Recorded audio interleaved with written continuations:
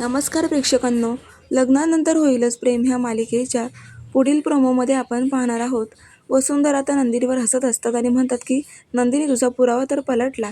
त्याच वेळेला काव्या पुढे होते आणि म्हणते की वसुंधरा आत्या, आता तुमचा खरा चेहरा आम्हीच सगळेजण मिळून घरच्यांसमोर आणणार आहोत. तुमचं सत्य लवकरच समोर येणार आहे.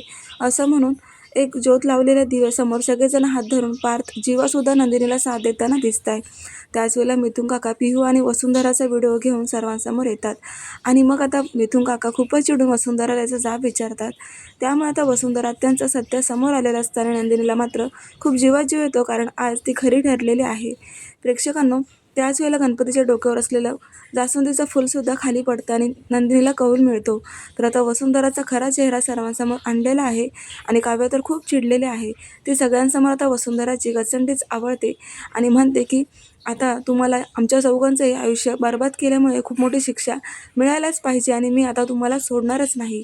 असं म्हटल्याबरोबर विक्रम आणि मालिनीसुद्धा खूपच धक्क्याने काव्याकडे पाहू लागतात, कारण तिचा रुद्र अवतार पाहून सगळेजण खूप घाबरतात. तर त्या प्रेक्षकांना वसू त्यांना कसा धडा शिकवणार हेच आपल्याला पाहायचे. पाहत रहा लग्नानंतर होईलच प्रेम. अशाच डेली प्रोमोसाठी चॅनलला सबस्क्राईब करा. धन्यवाद.